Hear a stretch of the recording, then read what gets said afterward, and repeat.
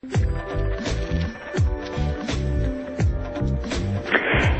of Success is a series that promotes money matters to smart women.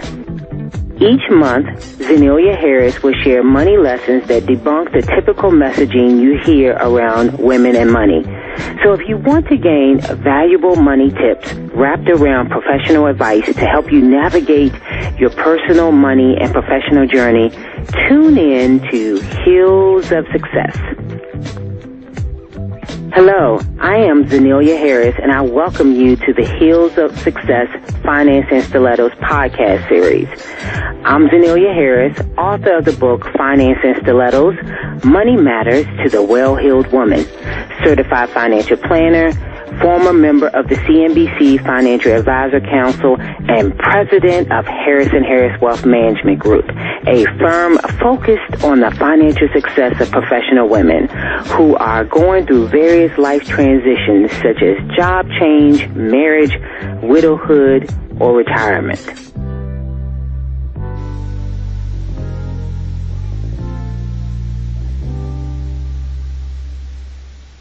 Delayna Watkins is a nationally recognized, award-winning nurse and Amazon best-selling author with an extensive 30-year background in health promotion. Her primary focus is improving women's health and wellness through lifestyle change. Delayna is the CEO and founder of the Women's Wellness Lounge, where she has provided lifestyle, fitness, and nutrition services to thousands of women, both locally and nationwide, since 2011. She has created the Sugarless Living Program, aimed at helping women and their families decrease their consumption of refined sugar and processed food. Since pursuing her passion, Delayna has been recognized and featured in various national platforms, such as the Dr. Oz Show, the Steve Harvey Morning Show, and other professional networks. Delayna is constantly in hot pursuit of her dreams and goals with the unwavering support of her family, and she is honored to be a voice for women to experience total wellness at any age. Let's welcome Miss Delayna Watkins. Well, I would like to welcome my guest today, Delayna Watkins. Welcome, Delayna. Well, good afternoon. How are you? Thank you for having me. Oh, I am so excited to jump into this conversation because I know you have so much to share. So I just want to open up the conversation with you giving us a little bit of information or additional information regarding your professional background. Absolutely. Thank you for the opportunity. So as a registered nurse, I have been working in the community, and my primary focus is on women's wellness. And however, most recently, with me doing consultations in the area for area hospitals with patients that are hospitalized, I recently became certified in as a board-certified patient advocate. So that's new and exciting for me. It's kind of like a little bit of a twist and change on what I do as far as trying to help patients that are hospitalized. So it kind of empowered me in some ways. So that's one of my recent certifications is as a board-certified patient advocate. So talk to me more about your wellness journey and what led you into women's wellness. Ooh, okay. So for that, it's one of those things, and thank you so much. That is such a great question. It's always like what kind of, it's either passion or pain that kind of pushes you towards a purpose, right? As far as where we see ourselves and what we do. For me, it was a combination of both. So I've always been passionate about women's wellness and health. As a provider nurse, seeing how women was admitted, in the hospital, and we would always be the ones that would get sick, and we seemed like we were nurturers by nature, but we neglected to take care of ourselves, and that always kind of, was mind-boggling to me as a young nurse when I first started out. And so the switch came for me. The pain part was when I myself became one of those people that I was taking care of everyone else and then was neglecting myself and ended up having stress-induced colitis and was having all these issues. And I was like, what is going on? So because of that, my own pain, and pushed me into the purpose of wanting to help women to avoid having to suffer from various illnesses. So that's what pushed me into women's wellness.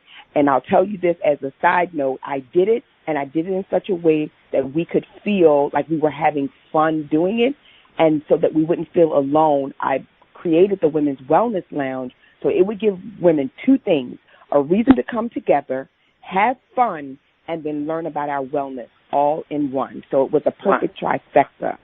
Yes, definitely, because I think I totally agree with you. I understand that journey myself. I went through some major health issues in my 30s, and that terrified me. And I realized that we do need to take care of ourselves and put our health first. So when it comes to advocating for patients, so we're going to sidetrack back to the patient advocacy. Can you share with us what that looks like? Because I think a lot of people are not familiar with that area of service. So can you share how you work with patients or clients to help them advocate for their loved ones? Sure, absolutely, yeah. And even for me, it was sort of by happenstance that I came upon this, because I never knew what it was. I mean, we as nurses call ourselves advocates, for patients, but not necessarily that it was a term for that, or that it was, recognized field or a role. So as a patient advocate, what we do is again, when you're in the hospital as a hospitalized patient, or even as family members, you're right now in a vulnerable state because you are ill, you are hospitalized. So what an advocate does is they're sort of your eyes and ears. So they will come in and advocate for you, talk with the physicians, on your behalf, and or get information from the physicians and the care provider team, and then disseminate that back to you in sort of a layman's terms, and help you through the process, give you what your options are so that you can make an informed decision about your care. Now, rather than just being told rather than being told this is what you need to do, and you're sitting there, kind of like, okay, are these my only options? What is it that I can do or can't do? What's the best option? Also, from a financial standpoint, all the time the doctors may not say to you, well, this procedure is only covered 80%, you'll be responsible for the other 20%, and things of that nature. So it's really just holistically helping you while you're hospitalized and or prior to being hospitalized. So a patient advocate doesn't necessarily have to be someone who's a patient. It is also for your outpatient appointments, if you have follow-up and things of that nature. So it's really just kind of, I always use the term of bubble wrapping people, just making sure they're insulated and being informed while they're out to protect them. That is, so when you talked about I hadn't thought about the financial piece of it. So, because a lot of times when you're making these decisions, you don't necessarily know if how your insurance will pay for a procedure. And sometimes I'm thinking the doctors may not know either. It doesn't, you just find out when the bill comes, oh, I'm not covered. Absolutely. Yep. And do you think that the doctor is thinking about that? Absolutely not, because remember, his focus is more medically driven, and so obviously his or her role is to make certain that they're delivering the care or providing you with the options, and then explaining the anticipated outcomes, right?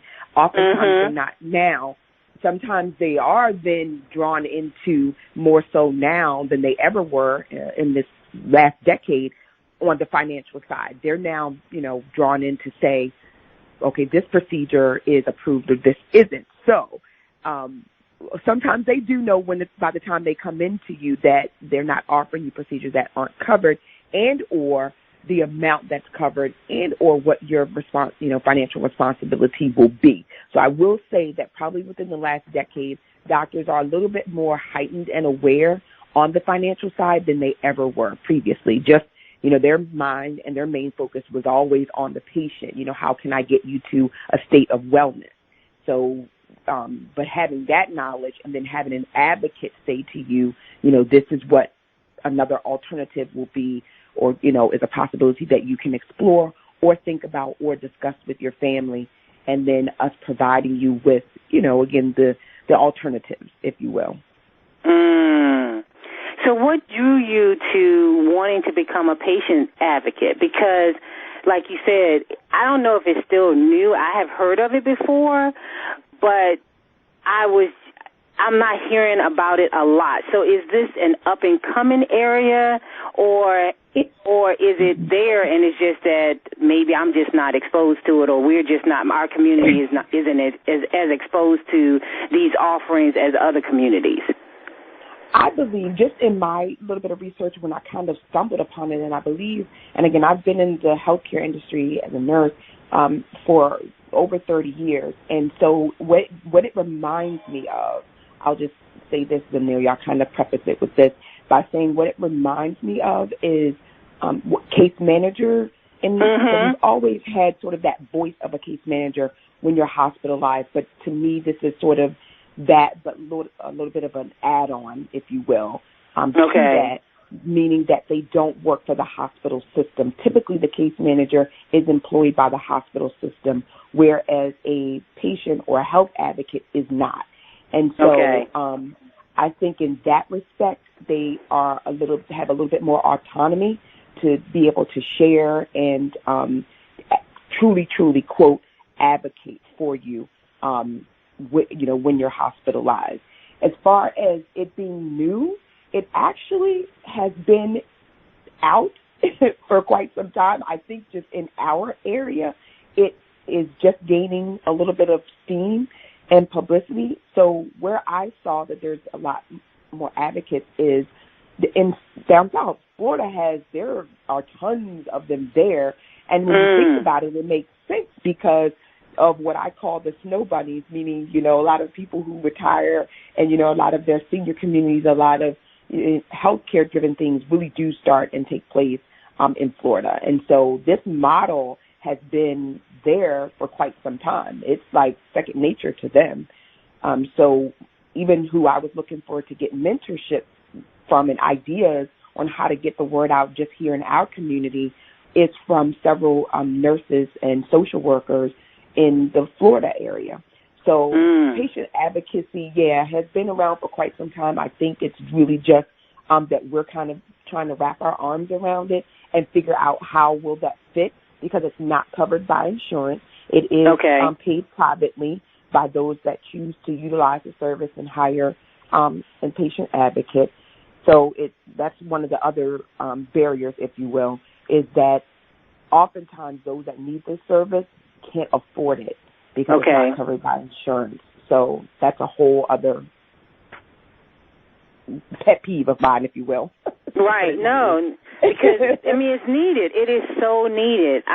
Because especially as a family unit, and you're in, trying to support someone that's in the hospital or preparing to go in the hospital, a lot of times terms are thrown at you, so much is thrown at you, and you respond from an emotional perspective, and you don't even know if you're making the right decision. Correct. Yes. So I love that you're doing it, and I'm glad that you're opening the door to our community to know that this is an avenue that they can choose to support their family in the best possible way. Absolutely. And who I find is really benefiting from this and really finding this very useful are those family members who live out of state and their family member is residing here and they want to be present but cannot physically be present but want to be involved in the care of their loved ones. Those are the families that I'm finding are really benefiting from this service, because they're able to know that they have someone who's advocating and or providing them with the answers that they, need, or the guidance, or, just so that they themselves can make informed decisions around their loved one's care. So I find that this advocacy piece works really well for those individuals. It kind of helps put their mind at ease, when they have an aging loved one or just, someone who's here in another state and they may reside elsewhere and not be able to be present for them. I love it. I love it. I love it. Now I want to kind of get into a little bit more about your life and how you got to where you are right now in the sense of life lessons that you've learned. So can you share some of your professional life lessons or one or two life lessons that you feel has carried you through your 30-year career as a registered nurse and now a patient advocate? Sure. I always like sharing life lessons. My kids can't stand it, but I love it. For me, I want to say the greatest life lesson is always be in learning mode. Always be in learning mode.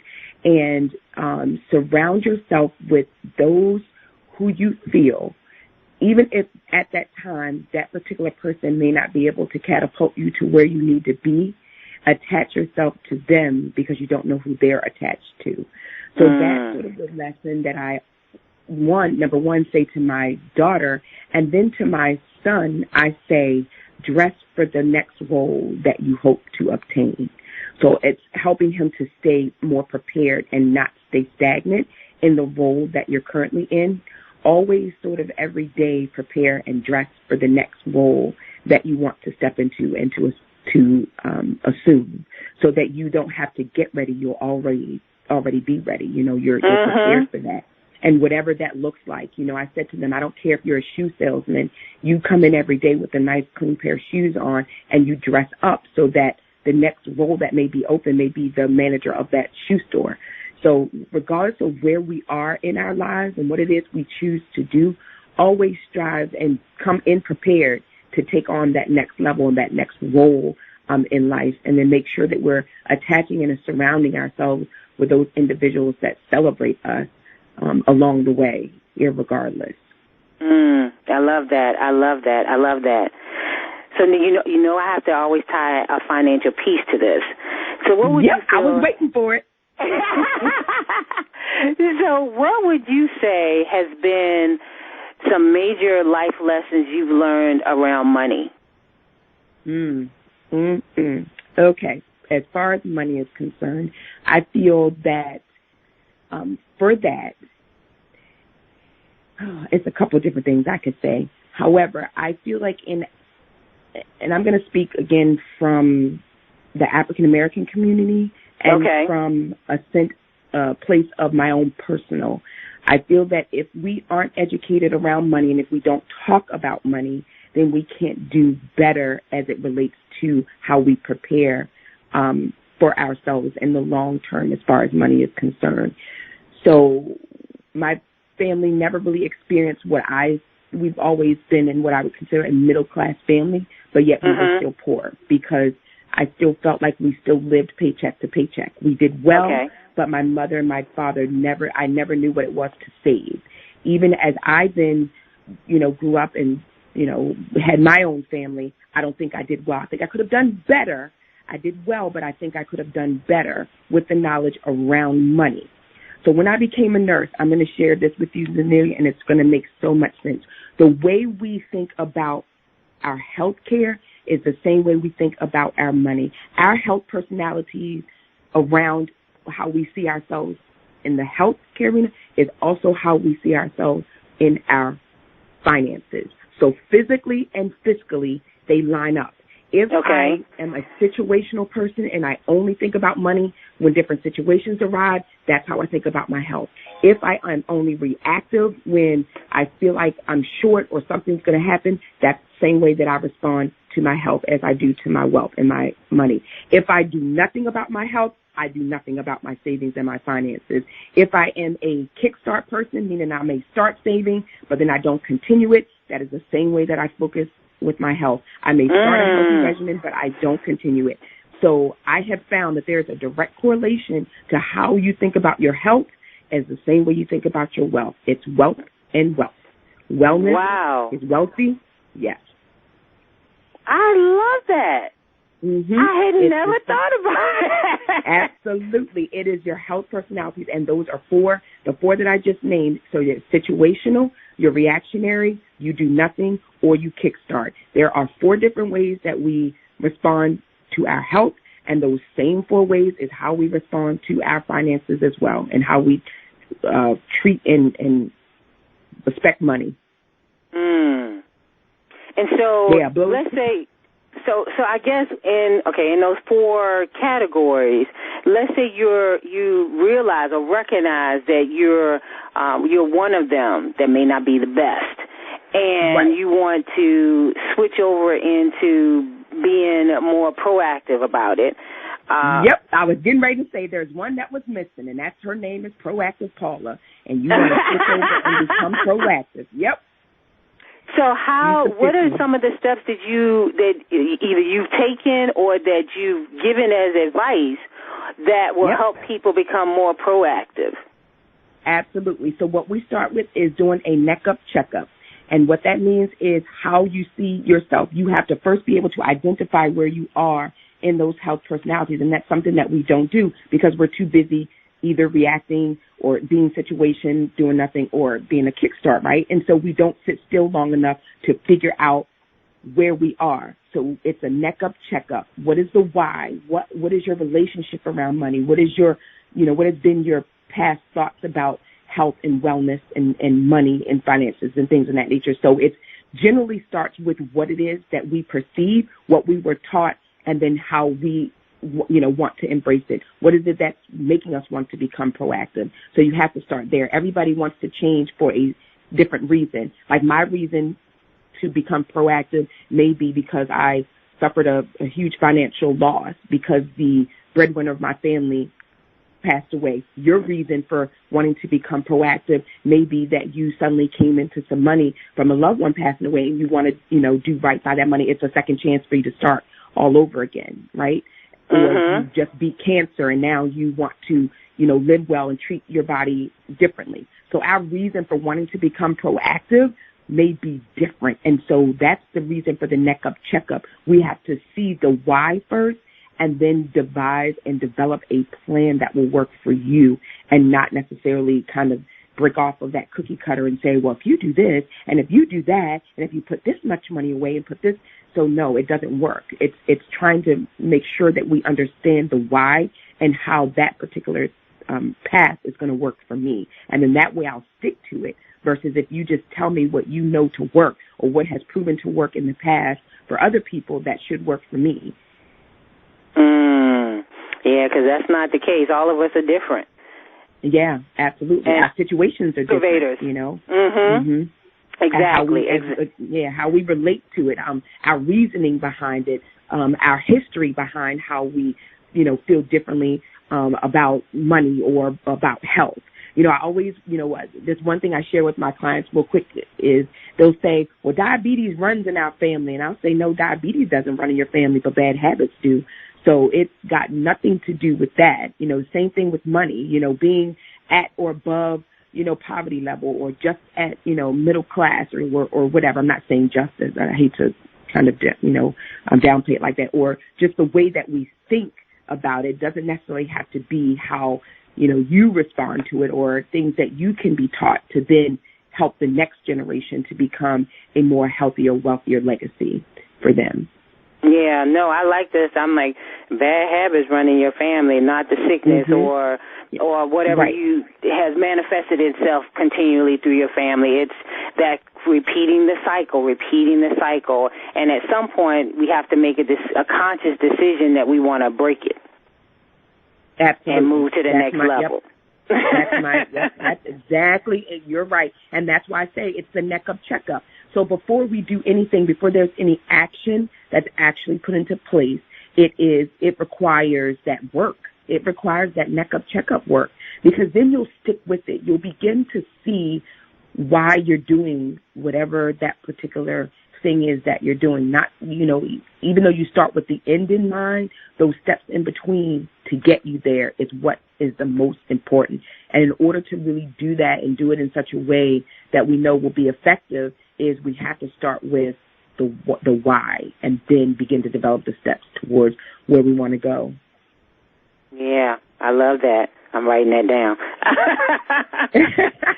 Start with the why. Because, in order to make a change, you need to understand why you're doing what you're doing. Absolutely. Because I can send you a cookie cutter, health plan, and I'm sure, Zanil, you can come up with a cookie cutter, way to wealth. However, if you don't know the backstory and or the why, none of that's going to be effective. It's not going to stick. It won't have stick and stay power. You're not going to stay the course so that I can, embrace and enjoy the end result, because somewhere along the line, you didn't really get to the core of my why. And so, oftentimes I'm not going to stick with that plan very long. Right. I totally agree. So now when you're working with your clients and trying to get to the why, and you're going through your steps in doing that, I don't know how I want to ask this question, but how long does it take for your clients to get to understanding their why? Or does it vary depending on the client? Yeah, oftentimes it varies depending on the client, and you can usually tell right away. So generally, if people have been thinking about this, because it takes quite a while, oftentimes it's, we have to see it, hear it, touch it, feel it before we actually move on it. So oftentimes they know their why. It's having to kind of ask the right questions to do that deep dive and pull it out of them, because naturally they didn't just wake up this morning and decide that they wanted to change. They knew that it was something that they have been wanting to pursue. So most often when I do meet with clients and do the whole, neck up, check up, they've just been waiting for somebody to ask them and to help them to move forward and to develop. So oftentimes, I always say, you guys just show up and throw up. You kind of just have been waiting to get this out. You've just been waiting to kind of say what you need to say to move forward. So it often doesn't take very long, as long as they're being asked the right questions, so that you can dive right into it and really be able to knock down those barriers and really kind of get to the crust of it. Really get into the minutia of what it is that is keeping them where they are, and then how did they get there. I love it. Now, I have to ask you about your the fact that you're promoting not taking on sugar. And so, of course, as I'm following your social media, and I'm like, okay, well, what does that mean? Because you call it like the sugarless woman, right? Isn't that what you're kind of like? Yep. Yes. The sugarless. So talk about that and share a little about that. I mean, I don't want you to go into, to explaining the whole thing, but just kind of give us a tidbit as to what the sugarless woman is and what you're trying to do. Absolutely. So, as I said before, women's wellness has been, my passion. And just working with women and helping them through their struggles with weight, and we have this obesity epidemic going on. And, I would always hear the complaints about how they've been, doing really well, and I'm trying to follow this diet and eating healthy and all of this. And I would look at their diets, and yes, for the most part, 70 to 80% healthy. However, at the very bottom of it, it was perceived as being healthy because they were avoiding the obvious foods, Amelia, like cakes and pies and ice creams and cookies. However, the food that they were eating was processed, and then a lot of the condiments were filled with sugar. So I began this whole 18-month-long journey of really trying to delve into what we're eating. And needless to say, I was shocked and surprised and then angry that even my diet was not the greatest and was filled with all of these sugar refined toxic products. So the Sugarless program, in short, really just focuses around helping you to identify the refined and processed sugars. I do consume sugar. It's just the type of sugar that I use is no longer a refined sugar. And then I get, of course, sugar from natural sources, fruits, vegetables, things of that nature. So that's why it's sugar-less, not sugar-free. Because, yes, ma'am, I still need my sugar. Thank you. Thank you for clarifying. Because, and it's so interesting because I'm kind of on that path a little bit as well, because you don't realize how much sugar is in stuff, and you're like, but I'm eating healthy, at least so I think, and sugar is killing us. Yes. The refined sugar is killing us. It is killing us. And let me just say this as well. The food industry has become very savvy with how they market to us as shoppers and consumers. They are very front label heavy, which means that they know when we're shopping, number one, we're in a hurry 9 times out of the 10. And so the label on the front of the package will say words like sugar-free, or it'll say fat-free, low calorie. Like they are marketing to what they know that we want to see to convince ourselves that the package is healthy. However, what they've done is they've taken out something and added in a sugar additive or some type of preservative, refined product. So by law, they can say that it is sugar-free because they have not put in sugar. However, they have a sugar derivative. So, because trust me, as I say to my clients, if they were to take all sugar byproducts, sugar additives, sugar preservatives, if they were to take all of that out of our foods, it would not be palatable to you. You would not want to consume it. So they know in order for you to consume the food, they have to make it at least enjoyable and, tasteful in order for you to want to eat 1, 2, 3, or maybe even the whole package. So, again, we have to be a little bit more conscientious of it and aware, and then we have to do this one little thing, and that is take our hand and twist our wrist and read the back of the package to find out what it is we're actually consuming. We are so busy being front label consumers. We pick it up, we say, oh, it's sugar-free, and we throw it in the cart. We don't take that second to just kind of twist our wrist and look at the back of the package to read, to actually see that it does contain sugar. And it's sugar that's not recognized by our body, which leads to the inflammation. And so that's why we're sick, is because our bodies are trying to figure out what all these darn chemicals are that we're consuming, and they're coming up with them every other month. Right. There's a different, chemicals. So in a nutshell, just briefly, that's what it's about. But I talk a little bit more about that and kind of go more in depth in the program to just really educate, us around the industry's way of being sneaky with that whole sugar thing. Wow. Thank you. So please share how my audience can reach out to you and be connected to you. Absolutely. Well, you can find my loud mouth all on social media at Delayna Watkins. So I'm at Delayna Watkins, and then my website is DelaynaWatkins.com. And you can just, if you want to stay connected, I send out all kinds of videos and, newsletters and just keeping you connected. And then on social media also, the Sugarless Living Program Facebook page, and our private group is Living a Sugarless Life. Wow.